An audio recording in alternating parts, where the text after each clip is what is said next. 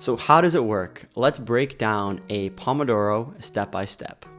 So step 1, first you want to decide what work are you going to work on and approximately how long is it going to take you. And step 2, set a timer for 25 minutes and then start studying. There are a number of different Pomodoro specific apps that are available on the various Apple and Google app stores, or you can simply just use a clock or a stopwatch to break out these 25-minute periods. For me, what I use an app called Be Focused, which I downloaded from the Apple App Store, but this is just one of the many free Pomodoro apps that are available. And step 3, you want to minimize the distractions during your Pomodoro focused interval. So for me, I like to just throw my phone into my bedroom or into another room where I know I won't have access to it. I will make sure to put my headphones on, minimize distractions, and then just get in the zone. If I happen to get a phone call from one of my friends or a knock on the door, I know that I will be able to answer them back during my rest period. So if you can, just make sure to do your best to minimize the distractions during your focused study period. Step 4, after the 25 minutes are up, you've now earned yourself a 5-minute study break. So go for a walk, grab a coffee, do some push-ups, call that friend back, or really it's ultimately up to you what you want to do during these 5 minutes. Step 5, you want to repeat this for 3 or 4 times. So the 25 minutes of studying and then 5 minutes of break. And after 4 or so Pomodoros, you've now earned yourself a 25 to 30 minute longer break. And then that's essentially all there is to it. You've now completed your first Pomodoro method. If you finish a task or topic before the Pomodoro ends, use the remaining time to review what you've learned or to prepare study material for the next Pomodoro. So now I want to talk a little bit about my approach and how I personally use the Pomodoro method. So I mentioned in the introduction that the classic way of using the Pomodoro method is by breaking your Pomodoro technique up into a 25-minute study period and then a 5-minute break. For me, I've kind of played around with the 25-minute study period or the 30-minute kind of focused period, as well as the 60-minute focused period. When I was studying for the MCAT, I actually did a 60-minute focused studying period followed by a 10-minute break.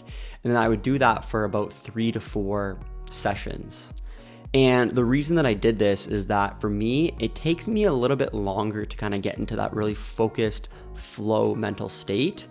And I found that once that 25 minutes was kind of up, I was kind of just getting into that focused zone. So by extending that out to 60 minutes, I was really able to stay focused for longer periods of time.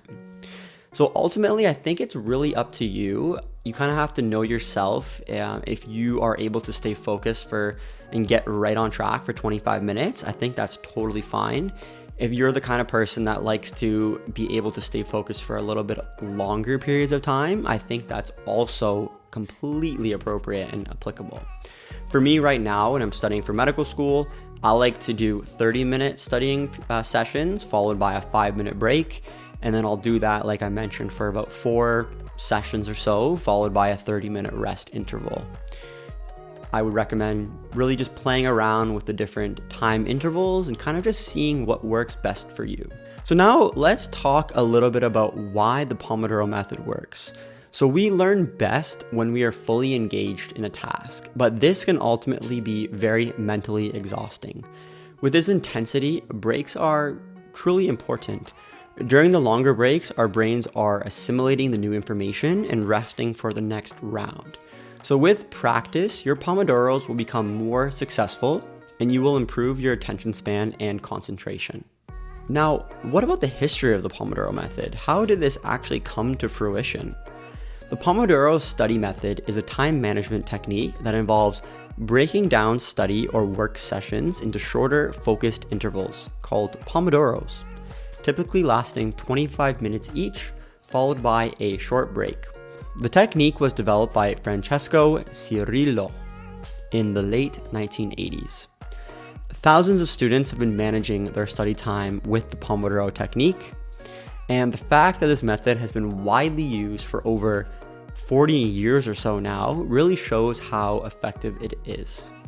So the method is based on studying in time intervals. In fact, the founder named it after the timer he used, which happened to be shaped like a tomato or a pomodoro in Italian.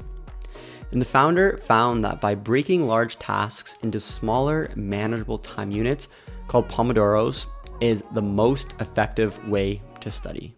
So there you have it, friends. That's effectively how you can use the Pomodoro method, as well as a little bit about the history of the Pomodoro method.